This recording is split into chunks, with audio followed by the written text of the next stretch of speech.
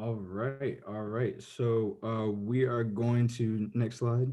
Again, welcome to Networking 101, Networking in a Pandemic. Could you go to the next slide? Um, There you so go. first we're going to talk about, well, actually, we're going to talk about, what networking is, first. And then we're going to go into, building a network and then introduction of the panelists. And when we introduce the panelists thereafter, we'll go into the question and answer portion. And then perhaps, of course, we'll leave some time for networking resources, providing the networking resources, and also giving you guys as the audience a chance to ask questions as well. Next slide.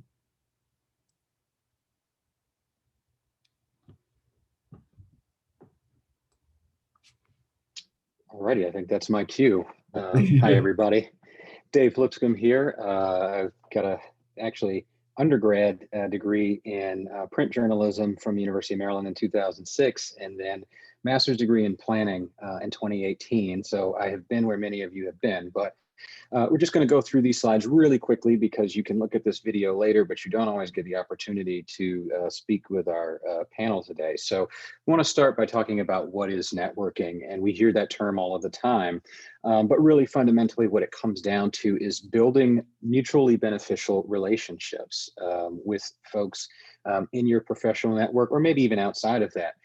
The idea is to connect with people who may be able to benefit you and further you in your career or other goals, but also you should be able to return that benefit to others as well.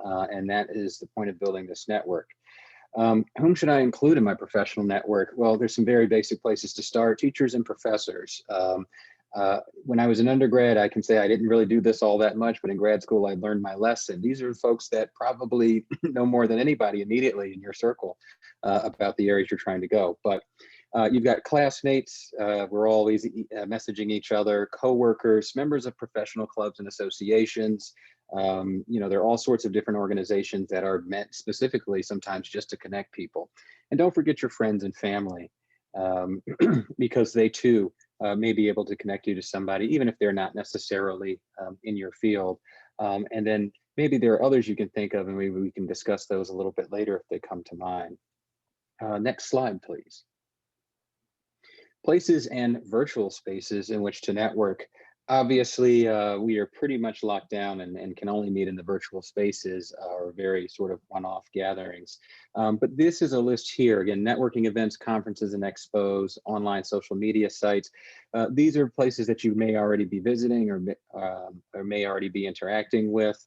But again, you want to make sure that you're casting a wide net, because you're never quite sure where you may end up meeting that contact that's going to be able to help you, or you might meet that contact that you're, again, able to help, and it comes back to you down the road.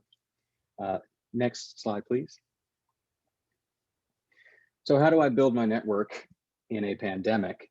I think these tips following are not exhaustive. They're what you can get with a Google search and a little bit of spare time. But this is important information, and it's by no means exhaustive. And we have, again, a panel who can help elaborate on certain things, or maybe even have things that we haven't included. But I think one of the most important things is to have a clear goal in mind. Networking just to meet people, it may be fun and exciting and everything like that, but really you're going to need to focus on where you're trying to get to. Are you looking for a job? Are you looking for other types of connections? Are you looking for help with maybe academic things that you're doing? There are a lot of different ways that your network can help. So make sure you know what your goal is, because that's going to help you articulate it. Next slide, please.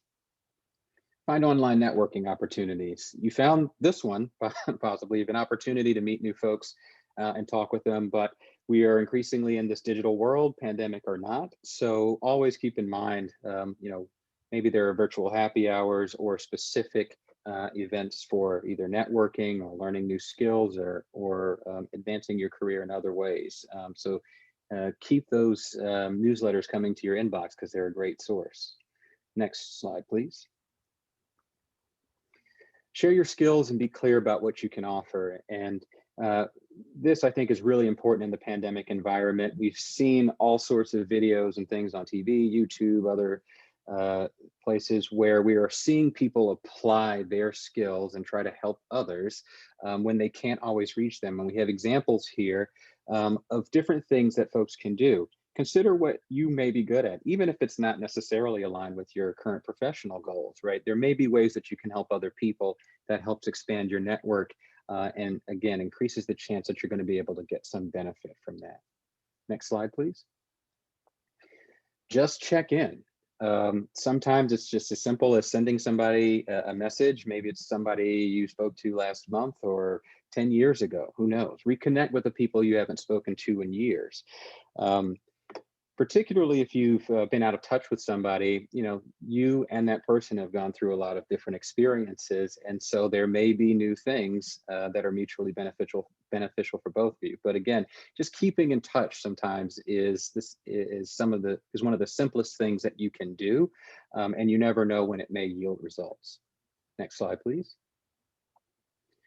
Network with your colleagues. And I really like this one in particular because I think there was a lot of anxiety going into the telework environment about how effective would we be? And would we still be able to connect with everybody when we can't just go stop by their office or by their desk, that sort of thing. Make sure that you are communicating regularly with your colleagues. And I think in this, again, pandemic environment, doing a good job really makes the difference. And that's something that makes people want to work with you and maybe extend, or do an introduction to people in their network. So again, make sure that you're tapping those resources that are right within reach and the people that you're communicating with regularly. Next slide, please. And that ties into use your connections to get an introduction. Sometimes the person that you really want to talk to, you may not know or may not have an access point to naturally. Maybe you've never met them, but you might know somebody who does. So it's very important to just ask around. Does anybody, have a contact in this particular organization or in this particular field? Again, this kind of rolls all of these previous steps into one, communicating with the folks that you know, and then using that to leverage a meeting for yourself. Next slide, please. Go beyond geography. I think this is also a really great one in the virtual space because we don't always get to travel to the conference, even again, when there's not a pandemic. But now we're doing things more and more virtually, so you don't have to be bound by just the folks that you're able to meet in person. Or if you aren't in this situation where we're not able to travel and we're not able to have large gatherings, the virtual space closes the distance, right? No need to travel. Just put on a nice shirt, I guess, a nice shirt and tie, and you're ready to go. Next slide, please. Follow up, but don't be a pest. Sometimes you reach out to folks and you don't always hear back or don't hear back right away. There are polite ways to kind of follow up. And again, being able to show your value is a very important step in this. So reach out to the contact and maybe add a little something that they may find useful or beneficial. Again, demonstrating your value in their network. So yeah, next slide, please. Again, help out your contacts. It's not just about you and you getting the benefit. This is about a mutual exchange of folks being able to help each other. So again, keep that in mind. If you're the person that's always asking and asking and asking and asking, but never actually giving or trying to again, return that benefit, that person may end up feeling like, well, you're not that strong of a network contact because it's just a one-sided relationship. So be sure to know your value and convey that where you can. Next slide. Finally, say thank you. This seems like a very obvious thing. I think we were all in the habit of doing that. But remember always to say thankful and be grateful for the benefits that you're able to get. Even if sometimes it's just your network contact making an attempt that doesn't necessarily pan out, people appreciate that. And think about something very small, just holding open the door for somebody when the person doesn't say thank you. How does that make you feel? I mean, it's not the worst thing in the world, but it does kind of color your impression of that in person. So it's very important to say thank you for any of the benefits that you're able to get from your network. Next slide. And I think that rounds us out. So I'm going to turn this back over to Akil and Tiana so we can introduce our panelists and get into our Q&A. Thank you. Next slide, please.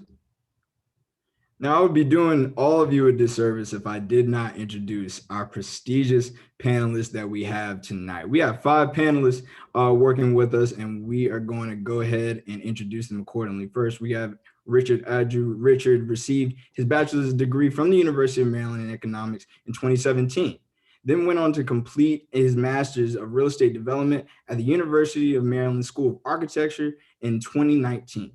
After graduating, Richard went on to work for a local developer in the Washington, D.C. area and has had the opportunity to take on many roles and responsibilities.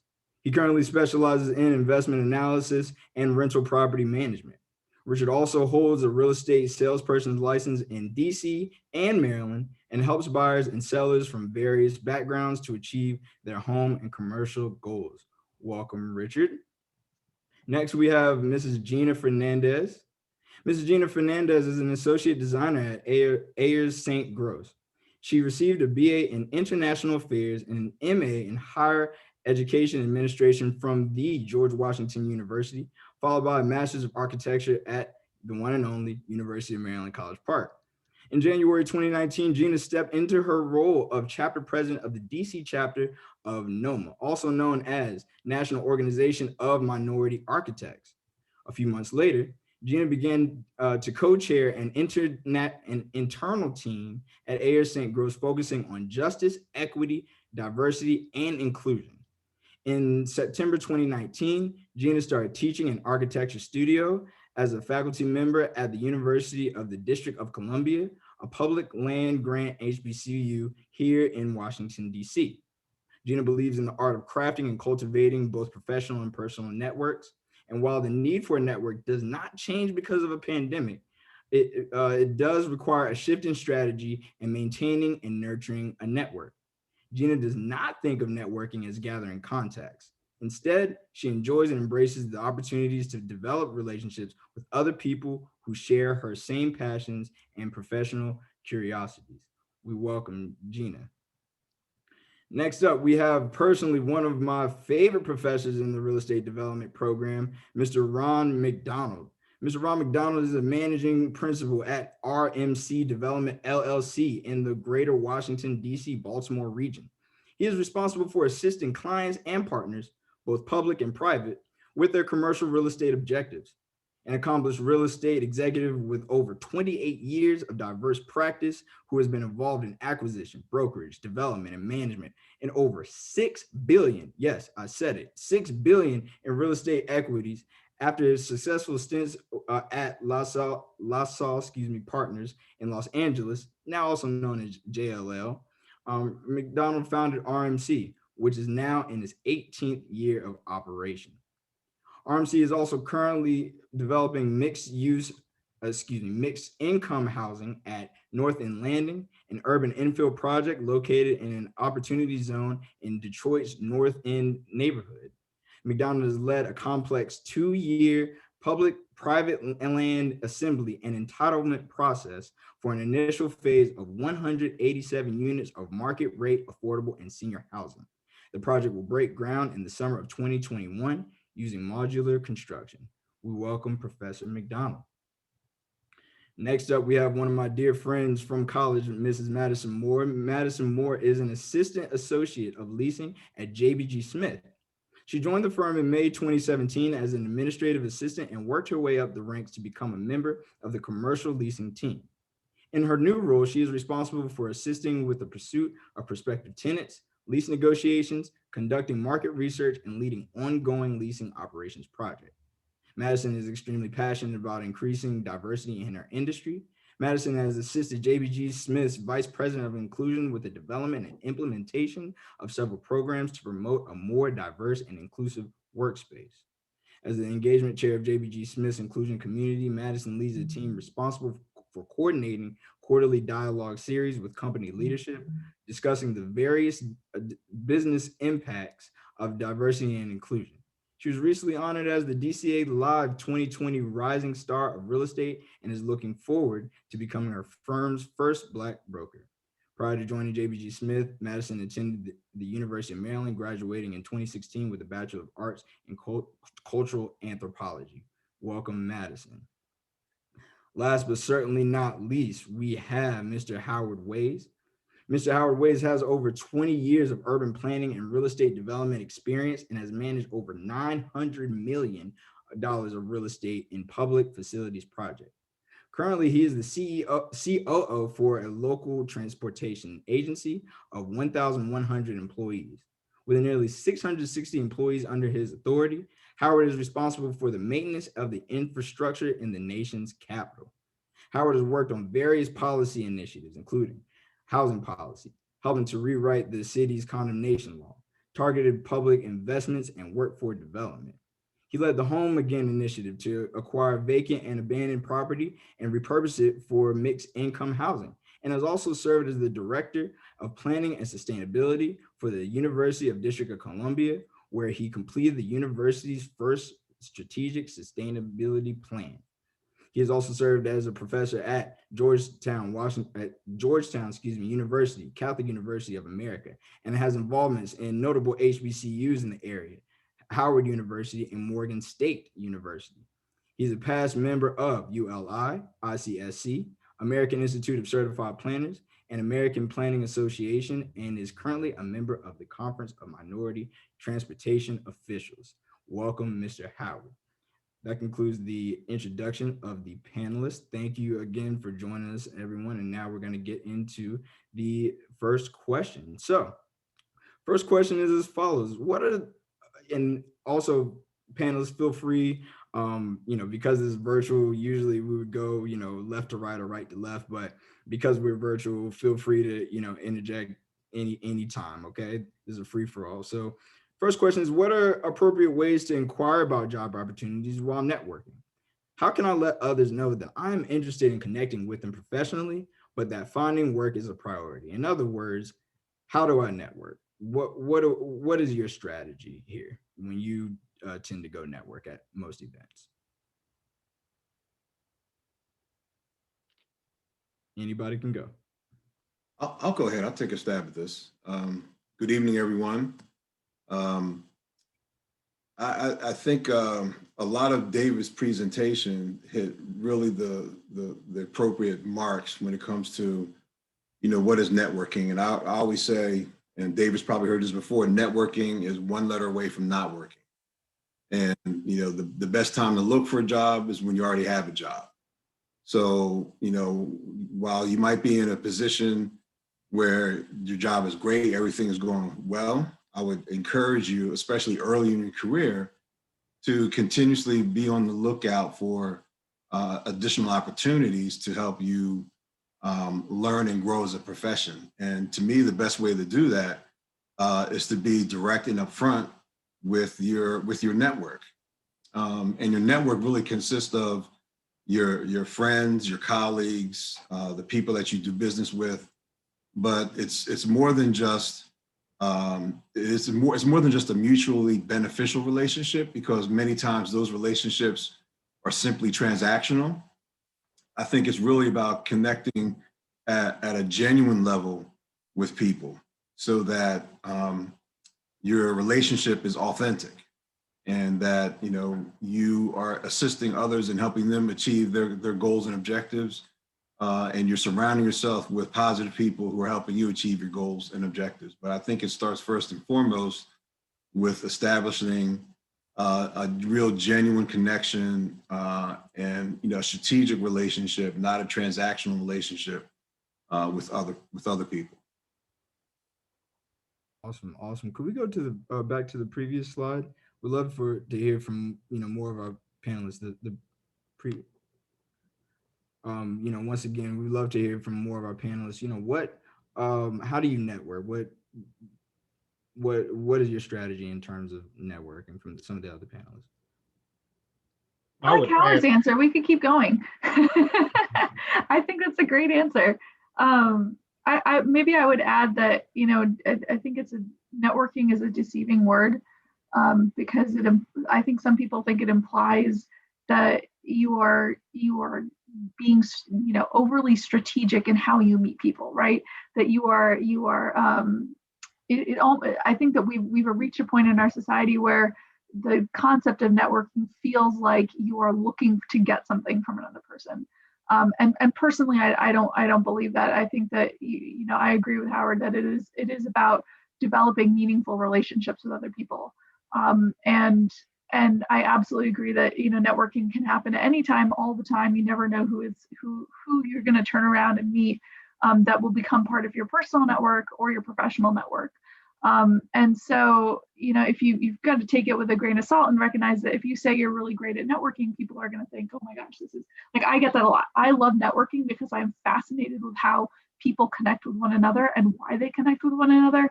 But it can be perceived sometimes as being something that could be, crafty or manipulative. So I'll throw that out there because I think it is an interesting thing to consider when we talk about, what is the nature of networking. I would add to both of those statements by saying that authenticity is probably the most important factor, in networking. Really is an ongoing process that should not just be activated when you're looking for employment. It's much more effective if you, we are in a relationship business. Real estate is very much relationship driven, and beyond just job opportunities, just from a standpoint of business development and professional development and growth. Networking should be an ongoing process such that when you do decide to transition or look for additional employment opportunities, it does not require a Herculean effort, because you're constantly in contact with people.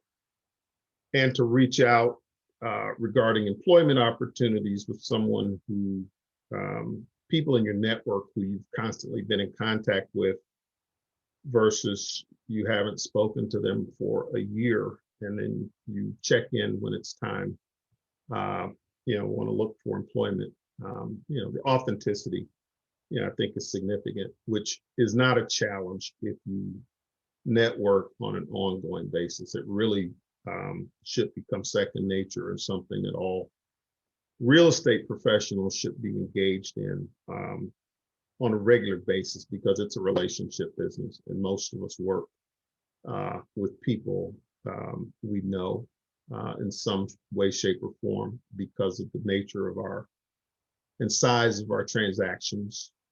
We just don't usually work with, from a cold basis or go find people on the internet, companies, et cetera. It's typically word of mouth, a relationship, or referral.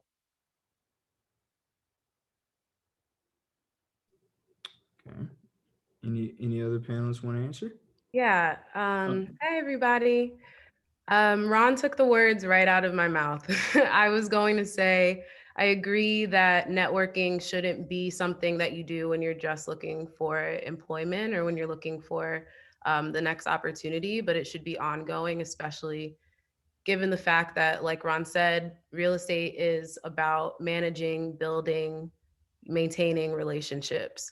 And so I echo everyone's sentiments, but also want to remind everybody that networking doesn't have to be, as Howard said, transactional. It can be at times, and most times it is, but of course, you always want to be yourself at the end of the day. And I feel like in terms of when it gets time for you to seek, employment opportunities, when you have those real connections with people, whether it be your colleagues or former colleagues or professors, it's better to be intentional in that way, be authentic to yourself so that people know, who you really are and they feel comfortable doing business with you.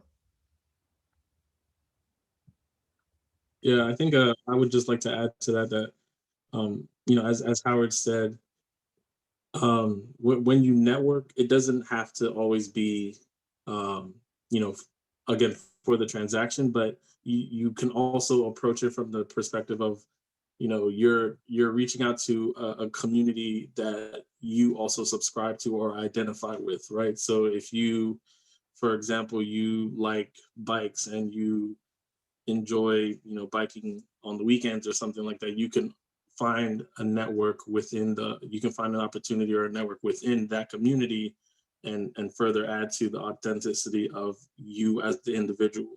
And you never know where that relationship is going to take you. So you can't always approach it from what is that person going to do for me, either professionally or otherwise, because you can yourself be an asset to that individual down the road or at some other time in the future. Awesome, awesome. Thank you, everyone. Next slide, please. I'll let Tiana ask the next question. Yeah, Erica, if you can go to the next slide. So we're going to pivot a little bit to appearance. I know we had Erica asked that great question earlier on about what we're wearing at home for work now. But since everyone's online, you can pretty much see everyone on the screen from waist up. What are some professional do's and don'ts regarding professional appearance and attire that you all would recommend to everyone? I'll go. So this isn't, you know, this is pre-pandemic, but the biggest lesson that I've learned is investing in comfortable shoes. What I do, you know, if I'm going on tours with clients, if I have to, you know, walk from one side of a building to another, having comfortable shoes is probably the best advice or best lesson, I guess, that I've learned, because when you are working and your feet are uncomfortable, then that is the only thing that you are thinking about. In terms of the pandemic, when when you're on Zoom calls or just when you're doing anything that's client facing, I always like to overdress as opposed to underdress. And that way you're not caught off guard. If, you're in a meeting and, like if it's internal, yeah, like I have my hoodie on, I'll probably, not be in pajamas, but I'm not in, real work clothing since we're super casual at my job. But if I'm going to be in front of somebody that I'm doing business with outside of my organization, then I absolutely will at least do business casual, but I always like to overdress as opposed to underdress. I agree with that. I absolutely agree with Madison. I think comfy shoes and somewhat overdressing. And I would add, dress in what you're comfortable in, right? Like it's not just the shoes, it's who you are. When I finished my undergrad, it was sort of okay, you wear a suit to go to a job interview.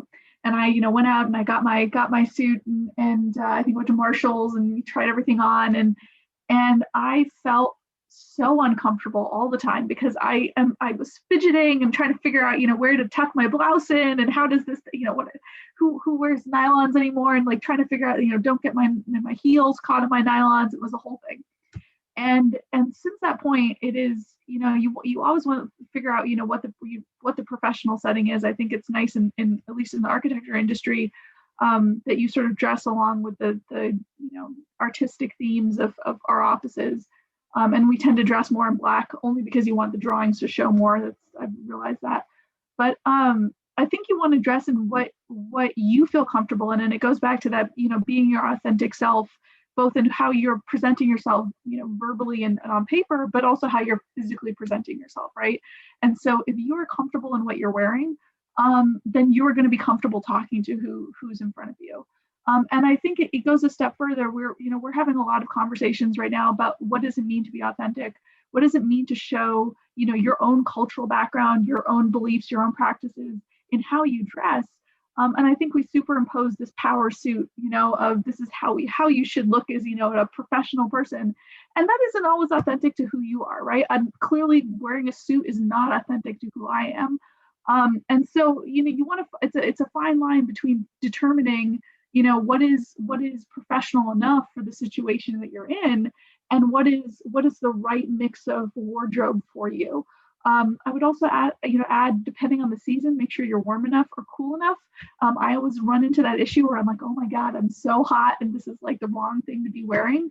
So I would throw that into the mix. And I agree with Madison. It is dependent on who you're sitting across in front of a screen. So for example, I was wearing a sweatshirt all day, and I put on a blouse for this session, only because it's being recorded and I want to look like a reasonable adult for when Brian Kelly looks at this and it's like, oh my gosh, what is Gina doing? So it is about finding what is right for you, and in terms of how your colleagues would perceive you. And I think that I would also add that I think we're making, and I don't know, I'm going to dare myself to go out here and say this. I think we're making a generational shift in what it means to be professional. That 30 years ago, wearing a suit to the office was the way to go, and that was the nature of what it meant to be professional. And I think that not only before the pandemic, but even now, because of how things are changing so quickly, what it means to look professional is very different. So it is about bringing our authentic self to the table. Don't go out and just buy a suit because you think you need a suit. Yeah, I agree with that. I think I probably have, as an old schooler, I have a bit of a different view, colored by some experience. I started at LaSalle Partners, or Jones Lang LaSalle, back when they were LaSalle Partners, and we had a corporate dress policy. You had to wear suits, etc. And it's situational. I can remember a situation where we were chasing some Disney business, and I had a mustache at the time. Disney had a corporate dress policy that they did not allow any facial hair. And we were competing for, it was a Frank Gehry signature architect building, and we were going to be a development consultant. And we were outsourcing. So it was Disney's first outsourcing ever. They had always done all their own management and development consulting, and this was the first third party. And I had a mustache, and I was the guy. And I can remember my regional manager had a mustache, and he wouldn't even go to the interview. And the question was whether or not I would shave. And I said, we'll figure out how to handle it, because I was proud of my mustache, didn't want to shave it off and us not get the business, and then I end up without a mustache and we still didn't get the business. So we showed up for the interview, and this was a do-over. We had already blown one shot at the apple and they gave us another chance. And I came into the room and I realized how, as soon as they saw me, the room got tight. So everyone was tense because everyone's looking at, you brought this guy in here with a mustache, we don't allow facial hair. So the first question was, well, how would you guys start off with this assignment? And I said, well, the first thing I do would be shave my mustache. So everyone erupts in laughter. The room relaxed because now they understood the mustache was not going to be an issue. So I shaved the mustache. We won the business, shaved it, wore Disney name tag, etc., and masqueraded as a Disney employee. We took over business, for years all over the world with Disney after that assignment. So all of that to say that it's just very situational. I think the lines are blurred a little bit now because of some of the generational changes and shifts, etc. I would agree with everyone who says you must dress up. I think you can never go wrong by dressing up. The challenge with people dressing with what they're comfortable with, it may not be consistent with the corporate image. The way companies can avoid that is by having corporate dress policies, because the challenge there becomes when you aren't dressing appropriately, typically no one's going to tell you. Okay, it's a very sensitive issue that no one wants to touch. So instead of telling you, you end up not getting the opportunity to meet with clients because they know the way that you dress, but no one wants to say anything about it. So it's tricky. I think you are better by always defaulting to dressing upwards. For years I kept an extra shirt hanging behind my door in case I got something on my shirt at lunch, client come in, I needed to change or whatever. But, I was probably on the extreme with that. You've got to find out what's comfortable for you, but there are some downsides, some hidden downsides to dressing comfortably with what fits you, because it may limit your opportunities, but no one will tell you. Okay, so that's, you've got to pick your space, understand the culture of your firm. And it's very different if you're an architect versus developer versus someone who's in finance. So you've got to feel that out. I don't think there's any right answer other than you just got to be aware of what's going on around you, because you can be very comfortably dressed and find out that your peers who are dressing up are the ones who are always getting the opportunity to meet with clients. And they're never sending you, but no one ever tells you. So that's my 2 cents on that. It's probably worth exactly what you guys paid for it. So. Awesome. Thank you. Can we go to the next? Akil, before we move on, I do just want to know if there are any students in this section. Something that a grad student told me when I was an undergrad is that you should always try to dress appropriately and dress up a little bit in front of your professors, because you never know when they'll be offering jobs, and they pay attention to that. So if there are any students out there, just a note that helped me get a long way. Akil, go ahead. The next question.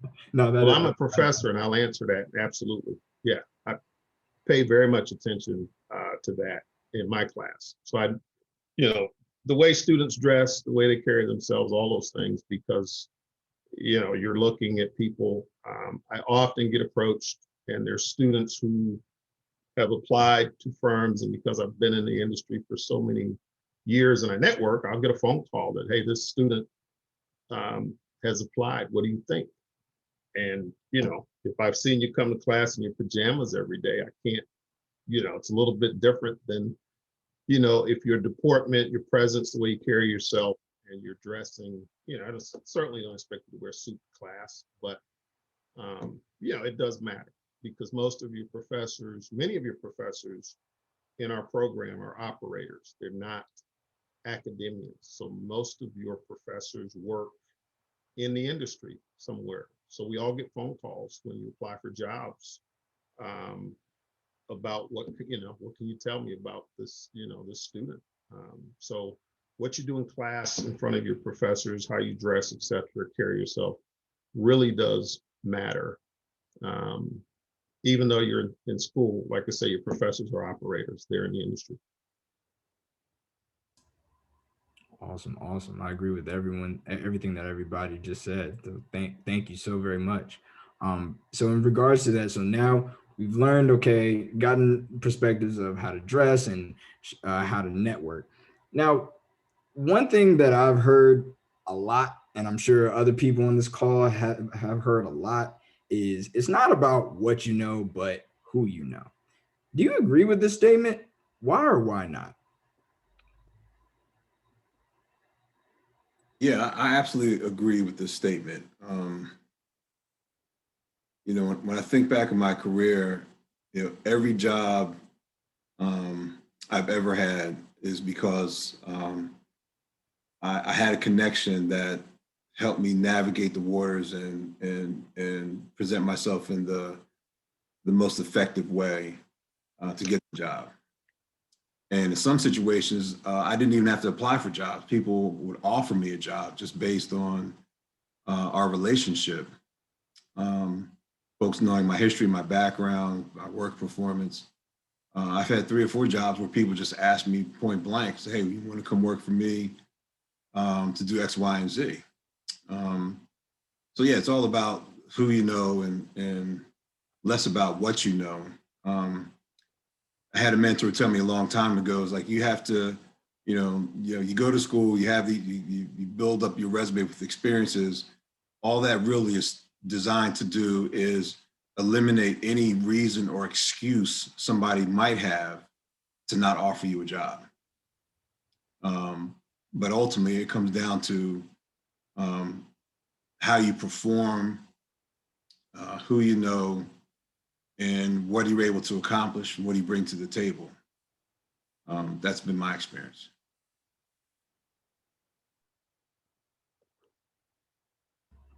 Any other panelists? Short answer, a real short answer on this one is just yes. It's 1,000% who you know. I have $0 allocated to my advertising budget. 100% of my business is through referrals and people who I know. But I've done this long enough where the phone rings that way. But it's definitely who you know. What you know is a given in our industry. So you're supposed to be qualified, based on your education, and perhaps where you have worked with just entering our industry. As time goes on, it becomes much more important, and why networking is such an important thing, because it's who you know, and you may not work with someone for 5 or 10 years of having known them, but at some point, if you've networked properly, you can call on that person. So it's who you know. I mean, my current project is with someone who I've known for 20 years, never worked together, always talked about it. Called me one day, says, I have a $300 million opportunity zone fund, and I know you, I trust you, let's go do this project together. So it's who you know. Those calls, it has your ability and your competence gets vetted through your time in the industry. If you're not good, you won't last. Our industry, again, requires a certain level of performance, and it's very difficult to survive if you do not perform at a certain level. So the expectation is if you're there, you know what you're doing, but the way you make things happen is really based on a relationship. People will call you. And I've said it before, it's a relationship business. And our industry, more than most, probably as much or more than finance, is really very relationship based, versus your expertise. That's a given. You're supposed to be good. That's why you're here. I would just add, I think it's both. I don't think it's either or. You have to produce good work, especially in the field of architecture. If you're not producing good work, then it doesn't matter how many people you know. You could know thousands of people, but if your work doesn't stand up to who you are, then knowing those people is not going to get you into a firm or in front of a client. And I think especially when you're starting out, so if you are a student right now or a recent grad, it is about what your professional network might not be that big. It might just be your classmates and your professors, or those who just recently graduated before you. So if you're producing good work in a studio, that is going to help get yourself recognized when you're asking that professor, hey, do you know somebody over at this firm? Would you be willing to recommend me? Hey, if you produce good work for them, they're more than likely going to help you get that introduction. So I think as you progress in your professional career, yes, your reputation hopefully will precede you a little bit, and you'll get better at what you're doing. But when you start out, it is a little bit about a little bit of both. And I would say even for a mid-level professional, you have to keep expanding what you know, right? So it's not just about getting the license or becoming a lead certified person or whatever it is. It is becoming knowledgeable in your area of expertise and continuing to expand on that knowledge, not just through your work, but through your own professional interests, so that when you are meeting people and you are developing that network, you're able to converse in a way that shows the amount of knowledge that you know, even if you're not putting a portfolio or resume in front of that person.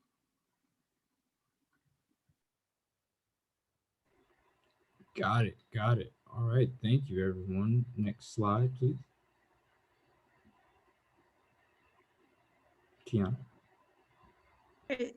Thanks. So we wanted to ask you all to share an experience or opportunity that was a result from successful networking. Or if you've had an experience oppositely that did not go successful, what would you have done differently? I'll go. So I have a mentor who I believe some of you guys may know. Her name is Martha Naughton. She is somebody that used to work at my firm. And when I didn't meet her until after she left, but I somehow finessed a way to get an introduction to her. We got coffee. And since then, she has been somebody that I go to when I have industry questions, when I, have career questions, personal questions. And through my networking with her, that's how I got, my recent promotion. It was because of things that she taught me, things that she helped me with that allowed me to do the work that I needed to do to be recognized at my firm. And so I feel like in terms of a successful networking, that is probably so far my most successful story, just because she's been super influential in my career so far. But yeah, I feel like this kind of goes back to the last question, but it's just about, who is very important.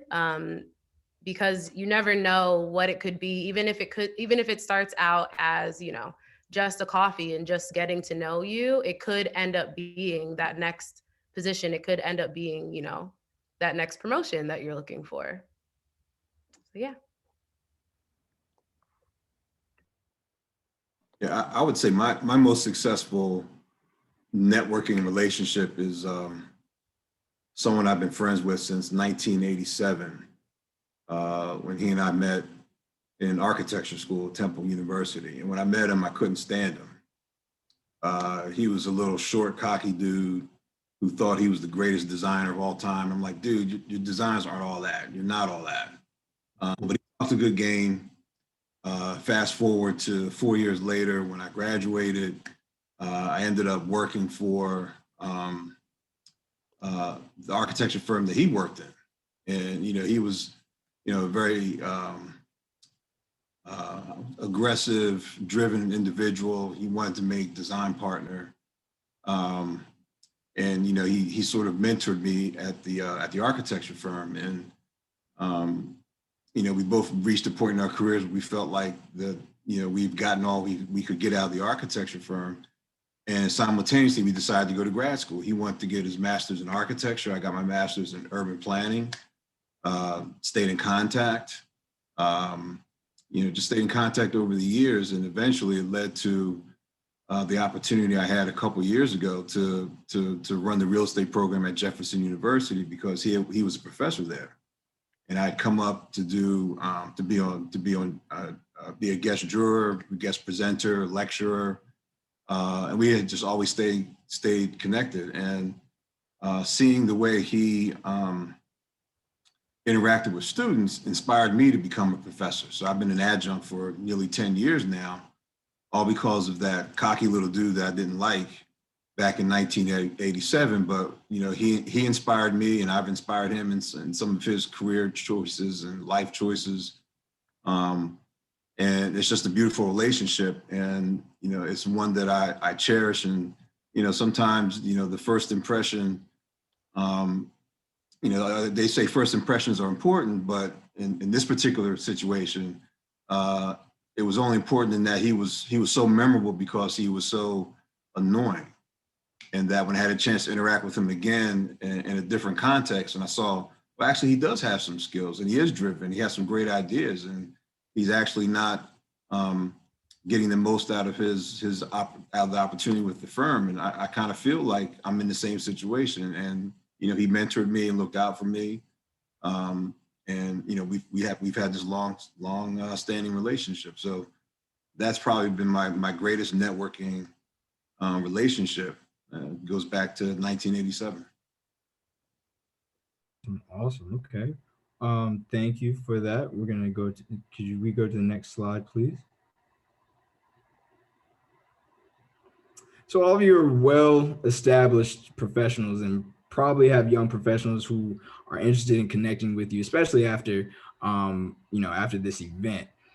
What types of interactions at networking events. I know we're in a pandemic, but just going back to when we weren't in a pandemic, what kind of interactions and networking events have made you want to connect, or contact, mentor them, interview them, etc.? Because some of those same aspects they can utilize now in a pandemic. Is it a phone call? Is it a, I know Madison mentioned coffee. What is something that really sparks your attention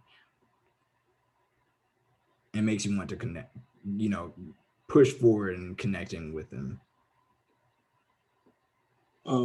If I may, I think it goes back to our earlier point of like authenticity. I think we can all kind of tell when, someone is trying too hard or doesn't really care so much about, you, the individual, or the connection. It's a stepping stone, right? So, some of the more memorable ones for me, at least, have been, when you have an interaction with someone that, they check back in, whether it's, just a simple thank you or following up of, any advice that you've given them, and genuinely follow through on your input or your advice. And yeah, I mean, that to me has always been kind of like a big key, because not a lot of people do that. They don't always follow through. So just being intentional and follow through with the things that you say you're going to do. I think there's a lot of opportunity right now to connect in ways that we never could before. I tell a lot of my students that this is a chance to have an informational interview with somebody halfway around the world, because everybody's becoming so much more comfortable with speaking virtually. And so I would say find different panel discussions, find different, interactive forums that you can participate in, and speak up, right? So whenever they say, okay, we're going into a breakout room, ask some questions, don't be shy, put your words out there. And I tell my students this, unless sometimes there is an uncomfortableness with turning on a camera, you might not be able to do that for specific personal reasons. But if you have the opportunity to turn on a camera and you can see somebody, across the screen from you, that can make a really big difference in terms of connecting with people. And I would turn around and say, somebody would say, well, Gina, I'm too shy to say something on camera. I don't feel comfortable doing that. Then that's where you follow up, whether you've spoken or you haven't spoken. So maybe you've seen me here talking this evening, and you'll send me an email or a message, a way to connect on LinkedIn. If you spoke up, you might say, hey, I asked you this question about, how to look on camera. I wondered if we could talk a little more about that. Or if you didn't say anything, you might reach out and connect on LinkedIn and say, hey, I didn't have an opportunity to ask a question, but I'd love to follow up with you a little more about how you cultivate your personal network. Would you mind setting up an informational interview, or would you mind grabbing a virtual coffee, or whatever it is? And it's about that chain reaction that you're running all the way through, whether you're very vocal or you're not, moving your way through all of these different virtual events that are happening. I think that there is a wonderful opportunity right now to have those informational interviews and to ask people, I saw you on this panel. I'd love to learn more about what your firm does. Would you mind making 30 minutes for me over a lunch to chat? And I think a lot of people, especially for those who are coming into the workforce, are very receptive to that, especially because no one really knows where we're going to be, in 6 months, let alone where we're going to be in, a week, right? A lot of architecture firms right now are having conversations about summer internships and our next round of hires. And a lot of what I'm hearing across our industry is we don't know yet, right? We don't know what our demand is going to be for hires. And it's going to be a process of figuring out, are we making an offer to a number of interns over the summer? Or are we only making offers to 1 or 2 people? So having those conversations that almost don't have to do with getting the job, but really just have to do with developing those relationships, I think will get you a long way. And I would just add that the LinkedIn piece, I think for me is a big piece to add. I feel like people treat LinkedIn as Facebook. It is not Facebook. It is a professional network that you are developing. And when you reach out to connect with somebody, there's always the option of adding a note. always add a note in and say, I heard you speak at this event, or a friend of mine recommended that we reach out, or I caught your TEDx and I really wanted to ask you this question. Because it develops that personal relationship with another person that they recognize you're not just connecting for the sake of connecting.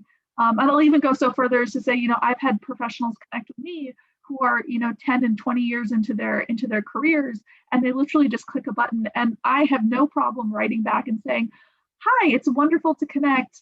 I don't know where we've met before, but I'm really happy that we're connecting. I've noticed that you work in blah, blah, blah. Tell me more about your field. I think it works both ways, that it's not just young professionals that have to justify why they're connecting. I think anybody should be, this is why I'm reaching out to connect with you. Awesome. Awesome. Do you have some? Okay. We're gonna, for time constraints, could we skip 2 slides? So 1, 2. We're gonna stop right there. Thank you. All right, and this will be the final questions from our panelists before we go open it up for the audience to have a question and answer. So Tiana, take it away if you would like to ask this. Sure. So we wanted to make sure that everyone gets some advice that suits them. So for the introverts in the crowd, if they're saying to themselves, I'm an introvert and the group setting is often intimidating, even in the virtual environment, how can I get over this? What are ways that I can still make contacts even though it might be uncomfortable for me?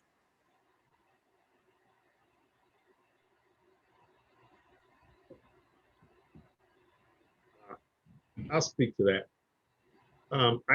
I think I've had students who and mentees who've had this issue, both from an introvert standpoint and culturally from a racial standpoint. Our industry is not greatly represented for minorities. So many students, particularly in the commercial real estate space, go to networking events and find that they are there as real estate professionals, but may be the only minority in the room. And what I would tell people is you really have to just dive in.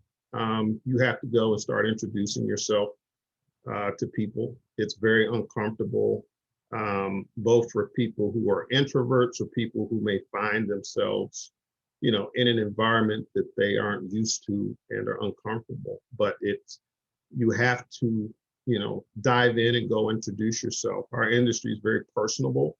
So almost any event that you would go to, if you're going to go up and introduce yourself to someone, you're probably going to find them to be very receptive in speaking, with you.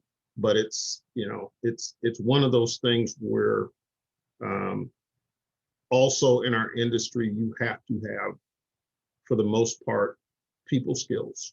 And that's one of the ways you can develop those skills is by just, you have to get out of your comfort zone and you have to go and just jump in the water and introduce yourself to people. I mean, it's understandable, it's uncomfortable, but it's unavoidable, and you'll never get over it if you don't do that, because you'll find yourself in those environments, particularly post-COVID, pre-COVID. That's the nature of the business, networking events, conferences, etc.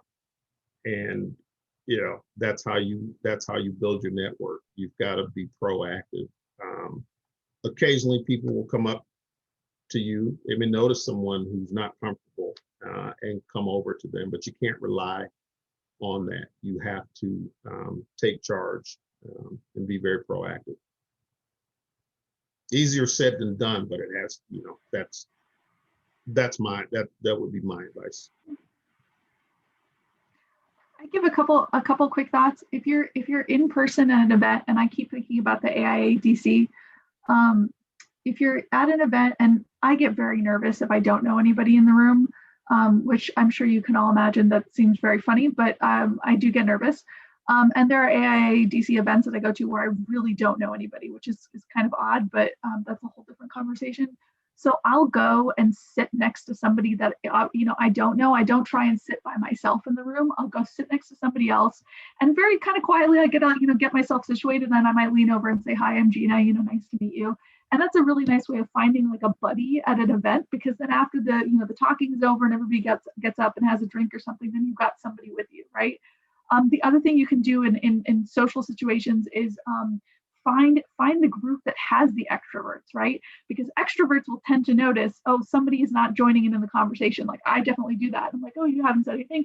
Nice to meet you. Who are you, right? So use the people who are extroverted around you to help balance out if you're feeling like you need to warm up in a conversation.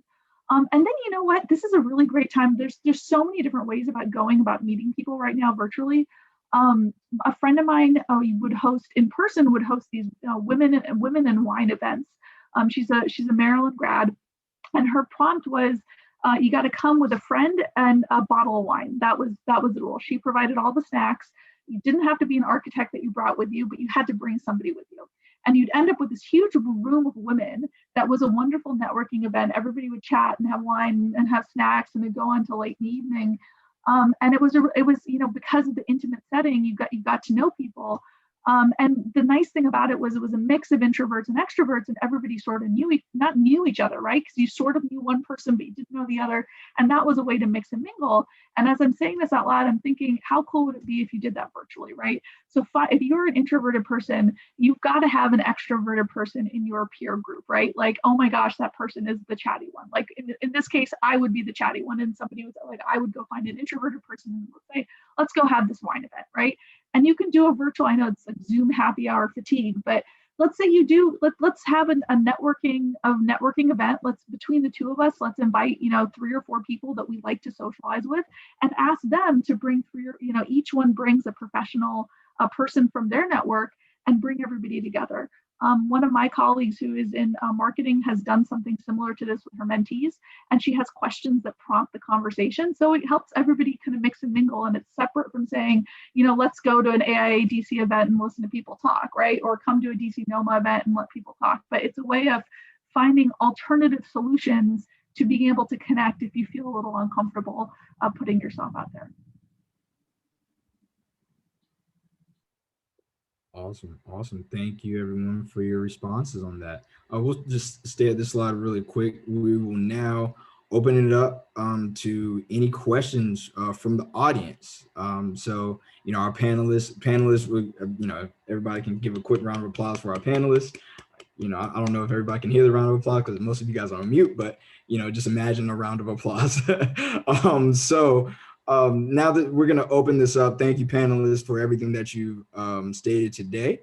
And if anybody has any questions, feel free to go ahead and ask now. Or if you don't want to ask the question, we are keeping close tabs on our chat here. So feel free to ask the question in the chat, and then we can ask it for you. Anybody?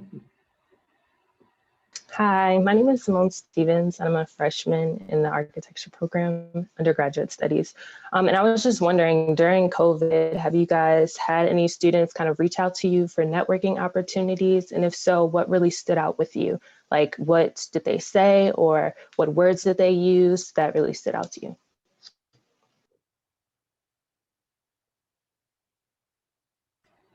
Panelists, feel free to answer. Anybody?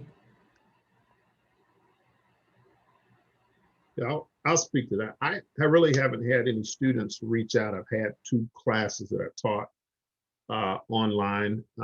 One former student who's here on the panel, Richard, I owe you a call because he called to check on me during the holidays. And being a former student and, sort of a mentee who I've kept in touch with off and on over the years, and he calls to check in even sometimes when he needs something, but often when he doesn't. So, but as far as, former students, yes, but as far as any of the active students, no, other than just, the ongoing with the classroom. But Richard, I owe you a call.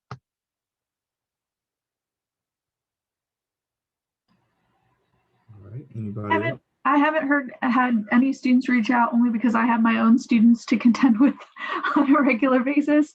But I would say that for students who are listening right now, the career fairs are all just around the corner. I know I'm coming for the career fair to represent my firm in a couple weeks. And that's a really great opportunity to meet professionals at different firms, and then to follow up with them. And even if you are a first year student or a second year student, you can never start developing your network too early. And this is, a great opportunity to start a dialogue and say, keep in touch with them over the years in order to get that job in the long run. I know with Air St. Gross, I repeatedly went back to their booth for like 3 years. I got to know everybody who was, Maryland alums who had been working at Air St. Gross. The joke in the Baltimore office is you literally could, turn around and you're going to meet a Maryland grad there or a Syracuse grad there, which I have, whatever, but Syracuse. But you can meet a Maryland grad there, and so you develop those connections that way. I think right now, if you're, again, it's finding places to go in and talk to people and then reach out subsequently after. So for example, for those who are here, and Simona, I recommend this to you, DC NOMA offers a lot of events. It's really wonderful because it is minority architects and minority designers together. For those who are not architects in the audience, please come. We welcome anybody and everybody. It doesn't matter who you are or what you look like, just come and participate. But that's a really wonderful way as a young student to, a student who's early in your academic career, to meet people, and then to later on, follow up and say, I'd love to have a coffee, or, a virtual coffee, or I'd love to just, have an informational interview and learn more about your firm or what you do. I'll actually jump in as well. When I was in undergrad at Maryland in architecture, I made it a purpose to just ask questions and talk to anybody, because you just never know who you're talking to. And also as a student, you have this really unique opportunity to explore. People know that you're trying to get experience. They know that you're a student and you're interested in everything. Use that to your advantage and literally go to any event, because you can get in for free. Ask any question you want because they know you're very curious to ask. And just take that to your advantage, because I remember I would do that, but I also always had an internship in something in the built environment. I always had a job. When I went to the career fair, I always saw people that I knew at each table to say hello to, and that got me far. But it also had a lot of my classmates asking me, hey, I know you know so-and-so at this firm. Have you heard if they're hiring, or have you talked to this person lately? Or how do you talk to people to get jobs? Or how do you have so many jobs? So just talk, honestly. Like you never know where to get you. Mm-hmm. And you can cold call email right now. I think that's kind of a cool thing. Like, why not, right? I'm about to do that this weekend, because there's some people out there I want to reach out to. And by that, I mean, firms are producing content at a rapid rate because we are not able to be out there, right? And so you will find a lot of firms are making blog posts, they're producing white papers, they are making, especially because we're talking a lot about justice and equity in the profession, they're making all sorts of pamphlets and books, and here's what we're doing, and here's why we're doing it. And they're putting information out there, and they're putting their names to them, right? So it's not just that Gensler says, here's the stance that we're taking, but if you go and look at their posts, there's 2 individuals with their bios that are there who wrote that post and put it up there for the firm. So you could actually go ahead and say, okay, this is the person, maybe you can't find their email address, but they're on LinkedIn. You could reach out to them and say, I was on your website. I was really curious about the post that you just made. Would you mind, I know that you're in California, but would you mind making some time for me to have just a quick conversation over coffee, because I'm interested in talking about this. And so it can work both ways. It can be that, we are Maryland, and obviously we want our alums to succeed and our students to succeed. But don't be afraid, to reach out. And that's, again, where that introverted, extroverted piece comes in. You don't have to be completely extroverted to write an email, right? Like, it is a very safe place that you can be in, and just say, I'd like to chat. And I think that's a good thing. Perfect. Okay, thank you so very much, Simona. I hope you got your question answered. Awesome. Anybody else have any other questions, or any questions that they want to put in the chat? Going once. Going twice. Hello. Yes. Hi. Yes. My name is Mercy, and I'm a senior in the BA program, architecture program. And I have a question regarding the network. Yes, as a student, we sometimes find ourselves like trying to connect with a professor or somebody in the field, and sometimes we kind of find ourselves in a situation where the conversation is more of a one-sided. You're trying so hard to kind of like know more about another person or ask some question, and you kind of like come under the impression that you're being annoying or you are like asking too much question. How do you avoid that in the future and not try to uh really bother somebody? I'll take a stab at that question. I'm not an architect or come from that background, but I think one thing I've learned in sales and professionally is that people generally do enjoy talking about themselves. So I don't think that anyone's going to be totally put off by a lot of questions geared towards them, especially if you're trying to learn and trying to understand. Because again, this is not an opportunity for you to talk about yourself. This is an opportunity to get someone else's unique perspective on the industry, the culture at a firm or something like that. But I think come in with a goal in mind, right? With that person specifically. Maybe if you think you have like 20 questions, try to space them out so that you can build a meaningful relationship or rapport with that individual. They might only have time for 15 to 20 minutes to talk to you, but hey, I enjoyed this conversation. I definitely have more questions. Would you be open to us doing a follow-up in a week or something like that? And that's a good way to build an impact. So just don't lay it all on them right away, because they might not out of respect have that kind of time. But definitely keep some of those on the back burner just for a follow-up. And it's good to kind of close that loop too. So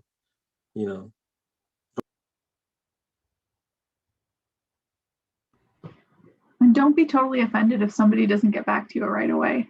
I know that I have been juggling way too much recently. I'm learning how to say no. It's very difficult. But it is sometimes I read an email and I forget until 3 weeks later or 4 weeks later that I need to write back. And especially right now in this very strange, time of pandemic, and we've got 2 pandemics going on, and it's sometimes people forget, and it's not just me. I've had other people I've emailed to say, hey, I'm looking for, some information on this, and I haven't heard back from them for like a month and a half, and they write back and, oh my gosh, Gina, I'm so sorry I didn't get back to you. It's been a while. I hope you don't mind. So don't be alarmed if you send something out there and you don't hear back right away. You're not annoying them. You put a question out there into the ether, but chances are they will get back to you at some point, or you follow up. And a grace period might be a week and a half if you're trying to get somebody's attention. I'd say if you do something twice and you still don't hear back, then you probably want to give them a little more space, because you never know what somebody's dealing with right now. It's not just that we're dealing with professional busyness, which somehow we're all more busy than we were before. I don't know how that works. But again, you don't know what's happening, between people having issues with their, physical health and with their mental health, and with teaching from home and, kids at home. There's a lot going on. So you have to be, patient with everybody as you try to reach out. If I can just jump in here really quickly too, and I want to kind of make the point that, and remind you folks, especially the undergrads who are attending, we've all been where you are. And in addition to that, we know who you are when you step into the room. You can tell the difference between the students and the professionals, and that's okay. And I think, like, a couple of other folks have said, most folks are going to be happy to help you, if they have the time and the capacity and that sort of thing. As we put in the slides, there are ways to follow up, but don't be a pest. But I think when you're in your position, it's very difficult to kind of conceptualize that, because you're experiencing a lot of things for the first time. You're learning, you're trying to get better and develop these skills and get this knowledge. And again, I think the vast majority of professionals are going to try to be supportive in whatever way they can. If the interaction doesn't go great, relax. It's okay. You know, not everything goes well. You might even have classmates, right? There's some classmates that you interact with well, there's some that you don't, and you just kind of go about life. You know, you don't lay awake thinking about every person you haven't had a good interaction with. So just keep in mind, as long as you're serious and you do, you know, the things that, you know, professionals expect in terms of, you know, appearance and engagement and effort, it's probably in more cases than not going to work out for you. But again, if something doesn't go exactly how you hoped or expected, it's okay. You just got to try again. For many of us, we've already been through this so many times that it doesn't sting quite as much as it does kind of the first time or the second time. So just trust in the process, and eventually you will be where we are, and you'll be telling somebody else the same thing, or maybe something different that's helpful to them. So just keep trying, and you know, always try to put your best foot forward.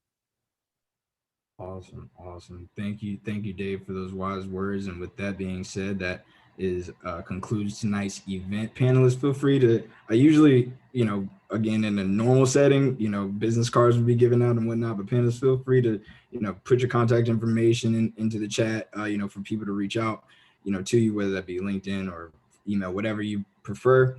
And, you know, next slide, please, Erica, real quick.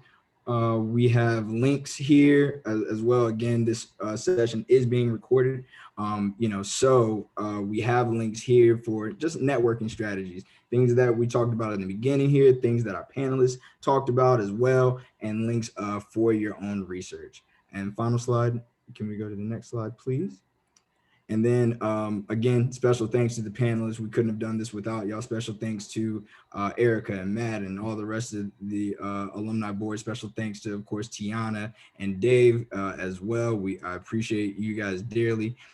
This is part 1 of our professional development series. Part 2 is a week from today.